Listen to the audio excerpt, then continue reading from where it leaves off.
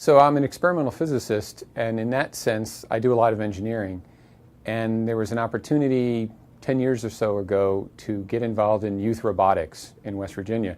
And so I started up some teams, and I've gotten very involved in outreach and working with young kids, middle school and high school, and engineering and STEM education.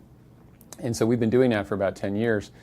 And the other part of my life is as a working scientist, and these two sort of just magically came together this past year when I started doing some outreach stuff with Legos with high school kids for a spacecraft which is run by a lot of people I work with professionally.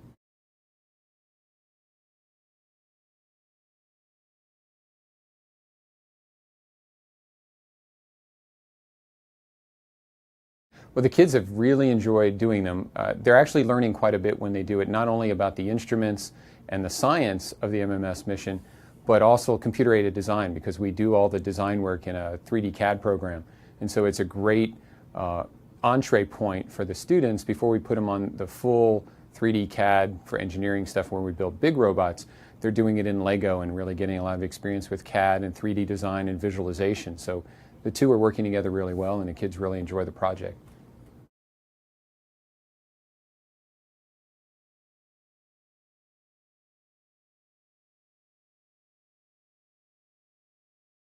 People often ask me why I started the robotics program, which is reaching a couple hundred kids in West Virginia now. It was really a matter of, boy, it'd be great if these things were around. I wish I'd been able to do that kind of stuff when I was a young person, and it didn't exist. And you look around, and no one else is stepping up to do it, and you just finally say, okay, I'm going to do this. And the robotics activities take a lot of time, sometimes 30, 40 hours a week of my week. But the impact on the kids is great. 100% of them are going off to college that we've graduated the program, and that's really our metric.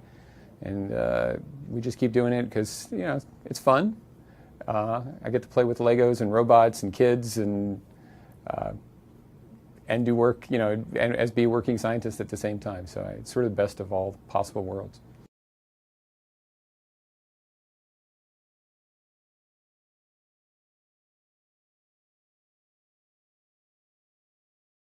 Well, really, since the type of robotics we do, it's with the FIRST robotics program, which is a national program, the real focus of that is one-on-one interactions between mentors and students. So my robotics program includes 20 to 30 adult mentors who work with our 30 to 40 high school kids one-on-one every week.